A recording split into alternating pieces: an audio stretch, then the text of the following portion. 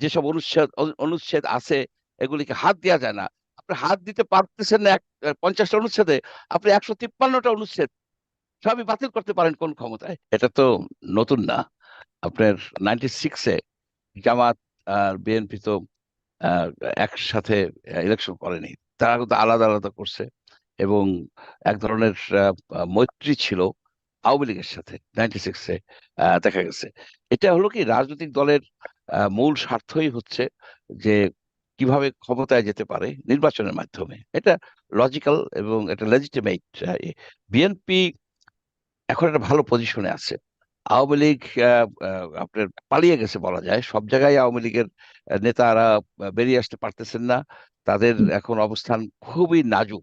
এই অবস্থায় যদি নির্বাচন হয় তাহলে বিএনপির বিজয় একেবারে অবধারিত। কিন্তু হুম, জামাতের জামাতের তো ওই রকম ব্যাপক সমর্থক নেই। জামাত হচ্ছে আর একটা ক্যাডার বেসড 4%-এর মতো, 5%-এর মতো তার সমর্থন। সুতরাং সে চাচ্ছে যে আরো বেশি কনসলিডেটেড হোক, আরো বেশি তার অবস্থানটা কনসলিডেটেড হোক। তার জন্য যদি এই এই যে অন্তর্বর্তীকালীন সরকার বেশি দিন থাকে, সময় নেয়, তাহলে জামাতের কোনো অসুবিধা নাই। কিন্তু বিএনপির অসুবিধা আছে। বিএনপি যতই দিন যাবে ততই তার বিরুদ্ধে এই যে অভিযোগ আছে, চাঁদাবাজির অভিযোগ আছে, আবার আওয়ামী লীগ একটু একটু করে গুটি গুটি পায়ে হয়তো সুসংগঠিত হওয়ারও চেষ্টা করবে। অর্থাৎ তার মাঠটা এরকম থাকবে না। এটা একটা লজিক্যাল পজিশন। এই পজিশনটা যেন ভায়োলেন্টের দিকে না যায়, এটাই আমি চাইবো। আরেকটা বিষয় হচ্ছে কি, অনেক এই এইসব বিষয় কিন্তু পেছনেও কিন্তু পর্দার অন্তরালেও কিন্তু নানাবিধ আহ, প্রক্রিয়া চলছে। যেমন ধরুন সম্প্রতি সম্প্রতি কি জাস্ট গতকাল সেন্টার ফর গভর্নেন্স স্টাডিজ যে হুম। প্রতিষ্ঠানটি আছে, যার আমি গতকাল তার একদিন পর্যন্ত আমি চেয়ারম্যান ছিলাম, তারা একটা স্ট্যান্ড নিছে। স্ট্যান্ডটা হলো যে চেয়ারম্যান ছিলেন বলতে সংবিধান। আপনি সিজিএস এর আমি আমি চেয়ারম্যান নন? হুম। আমি পদত্যাগ করছি 28 তারিখে, পদত্যাগ করছি পলিসি। এই কারণে কোনো ব্যক্তিগত কোনো সমস্যা না। পলিসি হচ্ছে কেন কেন যে কি কারণ বলেন? হুম। সিজিএস একটা প্রেস কনফারেন্স করছে, একটা ডকুমেন্ট মানে একটা প্রোগ্রাম দিছে যে তারা চাচ্ছে যে বাংলাদেশের কনস্টিটিউশনকে রিরাইট করতে হবে। এখন এই রিরাইটের মানে হচ্ছে যে একটা কনস্টিটিউশনাল অ্যাসেম্বলি নির্বাচিত করতে হবে।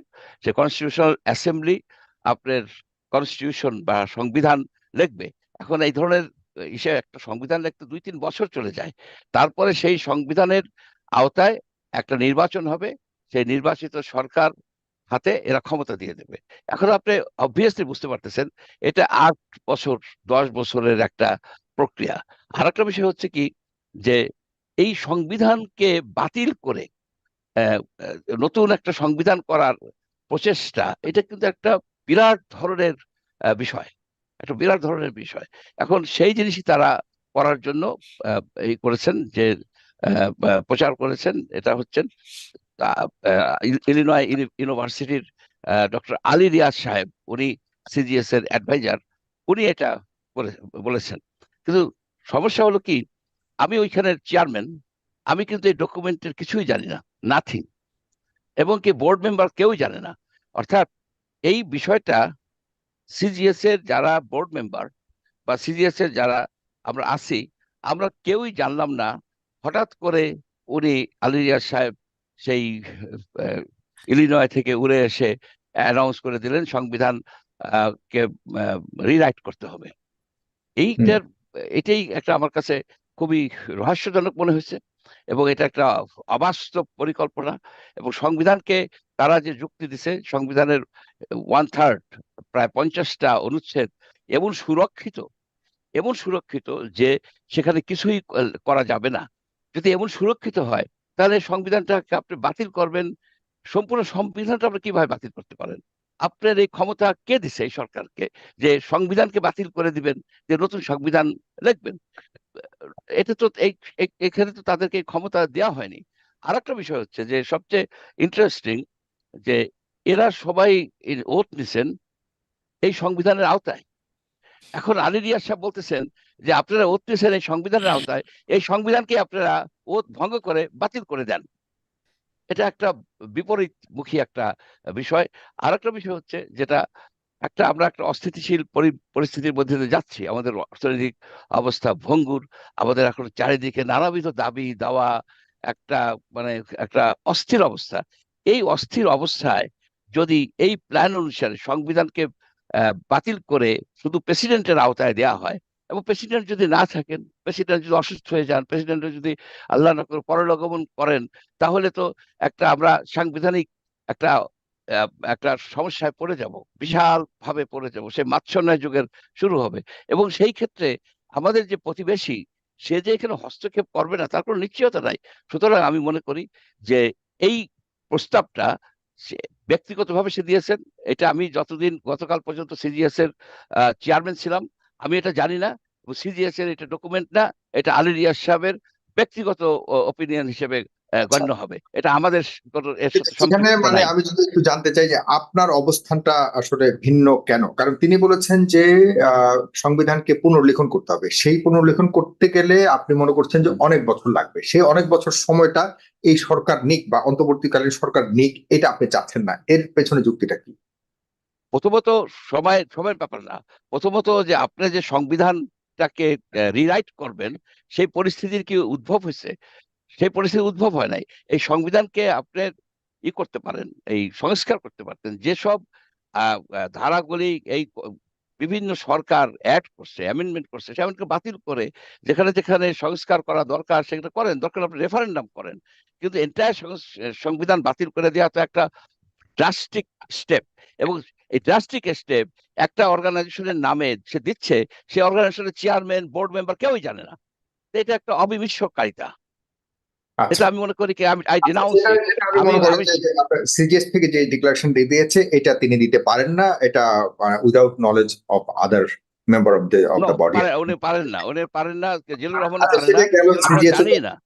জি, কিন্তু আমি উনি যে প্রস্তাবনাটা দিয়েছে বা সিজিএস এর পক্ষ থেকে যেহেতু দিয়েছে, যদি ধরে নেই এখানে আপনি মানে দ্বিমতটা করছেন মূলত সময়ের একটা বড় দেয়ার মানে সময় দেওয়ার চেষ্টা করছে এই কারণে আপনি দ্বিমত পোষণ করছেন, নাকি আসলে মনে করছেন যে বাতিল করার কোনো যোগ্যতা নাই, এমন একটা প্রস্তাব আসলে এটা অযৌক্তিক, এ কারণে আপনি এটার বিরোধিতা করছেন? আমি মনে করি এটা একটা পরিকল্পনার অংশ, এটা একটা অসৎ উদ্দেশ্য আছে এটার পেছনে। আলী রিয়াজ সাহেব যে প্রস্তাবনাটা দিচ্ছেন, প্রথমে সিজিএস এর যারা আছেন তাদের সাথে তো আলাপ হবে। আর ওনাকে তো আমরা আমি তো বলি নাই, চেয়ারম্যান হুম, হিসেবে তো আমি তাকে ইনভাইট করি নাই যে আপনি এসে এই বক্তৃতাটা দেন। হুম, হি শুড বি ইনভাইটেড। সে তো একজন অ্যাডভাইজার, সে তো আর বোর্ড মেম্বার না। তার হাতে তো সে তো অটোমেটিক্যালি দিতে পারে না এই না, জিনিসটা। এটা এখন আমি আপনার মাধ্যমে জানাতে চাই সবাইকে যে হুম, এই সিজিএস এর এটা ডকুমেন্ট না। সুতরাং সিজিএস এর ডকুমেন্ট এটা না, এটা তার ব্যক্তিগত ডকুমেন্ট, আচ্ছা, ব্যক্তিগত ওপিনিয়ন। কিন্তু অনেকগুলি কারণ আছে যে সংবিধান আপনি ভাঙবেন, সংবিধান আপনি করে দিবেন, বাতিল করে দিবেন, এই ধরনের একটা মানে প্রস্তাব আপনি হঠাৎ করে জাতির সামনে তুলে ধরবেন একটা অর্গানাইজেশন নামে। এটা তো আমি মনে করি এটা খুবই অন্যায় হয়েছে। এটা আমি আপনার মাধ্যমে আমি মানে জানাতে এটা কি চাই। সিজিএস এর অফিসিয়াল স্টেটমেন্ট, নাকি এটা ব্যক্তিগতভাবে ডক্টর আলী রিয়াজ নিজস্ব ব্যক্তিগত মতামত দিয়েছে? না, এটা সিজিএস এর প্ল্যাটফর্মে উনি এটা বলেছেন, জিল্লুর রহমান এটা অর্গানাইজ করছেন।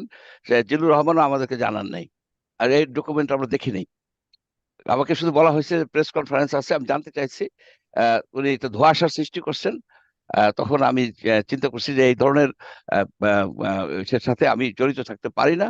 I immediately resign, sent my resignation to the board of directors. এবং আমি ডিনাউন্স করি এই ধরনের একটা এই ধরনের একটা একটা বিরাট একটা যে সংবিধান বাতিল করে নতুন সংবিধান করার মতো এই ধরনের একটা কথা বলার আগে সবার সাথে এখন আলোচনা করা এখন দরকার আপনার কাছে ছিল। যদি আমি মূলত আমাদের টাইটেল প্রশ্নে আসি, যে আসলে নির্বাচন সামনে, যে নির্বাচনটা ঘিরেই এত টানাপোড়েন চলছে, বিভিন্ন পক্ষ বিভিন্ন ধরনের মতামত দিচ্ছে, এতে আপনি ব্যক্তিগতভাবে কি মনে করেন, কি নির্বাচনটা অতি সত্বর প্রয়োজন দেওয়া উচিত, এবং সংস্কার করবার ক্ষেত্রে আসলে এই সরকার কতটা সক্ষম, এ নিয়ে প্রশ্ন তুলেছেন জনাব ফখরুল ইসলাম আলমগীর। তিনি বলেছেন না, একটা রাজনৈতিক সরকারই আসলে সংস্কার করতে পারবে, এই সরকার যেভাবে চাচ্ছে সেভাবে আসলে সেরকম ভাবে পারবে না। আবার অন্যদিকে অন্যরা বলছে না, এই সরকার পর্যাপ্ত সময় দিতে হবে এবং এই সরকারি সংস্কার করে এরপরে দেখা যাচ্ছে রাজনৈতিক দলগুলোকে জামাত ইসলামেরও একটা ওরকম একটা মনোভাব রয়েছে। আপনি এখানে আপনার শেষ 2 মিনিটে যদি আপনার মন্তব্য দেন। না, আমি এখানে দেখেন যে আমি এই সরকারকে সময় দেওয়ার জন্য মনে করি যে তাকে একটা যৌক্তিক সময় দিতে হবে এবং যৌক্তিক কিছু সংস্কারের প্রয়োজনীয়তা আছে।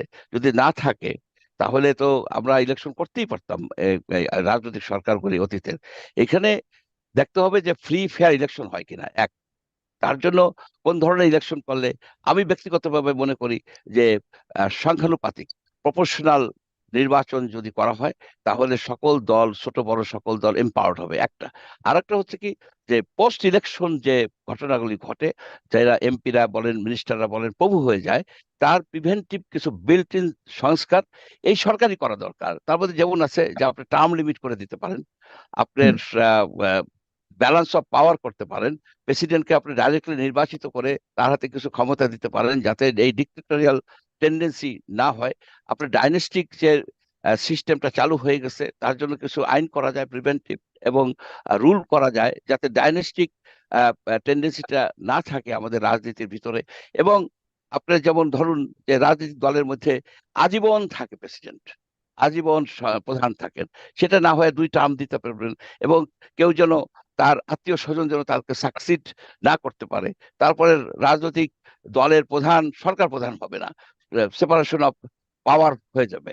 যার ফলে আমরা এমন একটা সিস্টেম পেতে পারি এবং দুর্নীতির জন্য এগেনস্টে একটা কারেক্ট, একটা আসল, একটা ভালো একটা প্রিভেন্টিভ মেজার। এখন তো দুর্নীতি দমন করা হয় না, এটাকে পোষণ করা হয়। আর এমন একটা মেজার নেওয়া দরকার যাতে আমাদের দুর্নীতিমুক্ত একটা প্রশাসন হয়।